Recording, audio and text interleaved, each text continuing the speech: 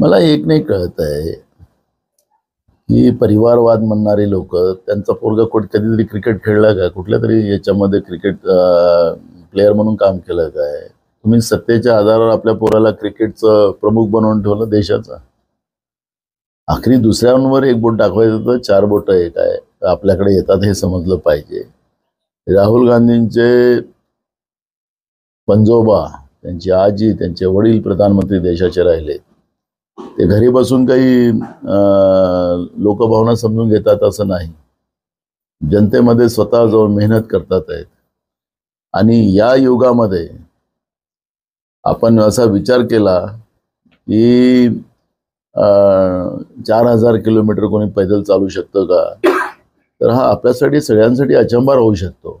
राहुल गांधीजींनी ते प्रामाणिकपणे 4000 किलोमीटर चालून सर्वसामान्य लोकांना त्यांचं दुःख समजून घेतलं, गळ्याला लावलं, त्याच्या डोळ्यातलं अश्रू पुसण्याचं काम केलं आणि त्यांचं दुःख समजून सत्तेमध्ये आल्यानंतर आम्ही या लोकांसाठी काय करू ही भूमिका मांडली.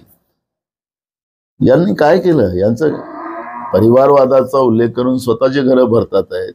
देशाच्या सर्वसामान्यांचे पैसे लुटून मुठभर लोकांना देऊन ते आपल्या घरामध्ये कसे नेतात हे देश बघतोय.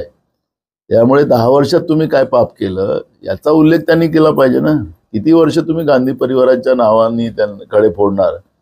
हे लोकांना आता समजलेलं आहे की गांधी परिवारच हा देशाला पुढे नेऊ शकतो.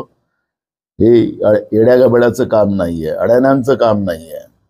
कारण की अडाण्यांना सगळं लुटून देण्याचं काम जे सुरू झालेलं आहे ते सगळ्या लोकांना कळत आहे. त्याच्यामुळे ही जी कॅसेट आहे गांधी आणि नेहरू परिवाराला टीका करायची ही आता भाजपनी थांबवावी. आणि 10 वर्ष तुम्ही काय केलं हे पहिले सांगावं, नंतरच बाकीचं बोलावं. तर लोक त्यांना जाहीर सभेमध्ये त्यांनाच विचारतील की तुम्ही काय केलं ते सांगा, तुम्ही आता गांधी परिवार सांगू नका आम्हाला, असं म्हणणारी लोक त्यांच्या सभेत तुम्हाला पाहायला मिळतील. परवाच यवतमाळमध्ये नरेंद्र मोदीजींनी महिलांना एकत्रित करण्याचा प्रयत्न केला. किती खुर्च्या भरल्यात? नाही आले. सगळं प्रशासन कामाला लावलं.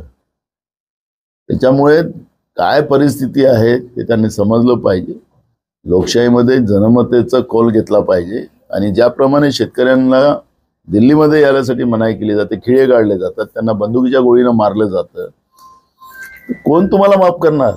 त्यामुळे ही जी भाषा आहे परिवारवादाची आणि गांधी परिवारावर टीका करण्याची आता त्यांनी बंद केली पाहिजे.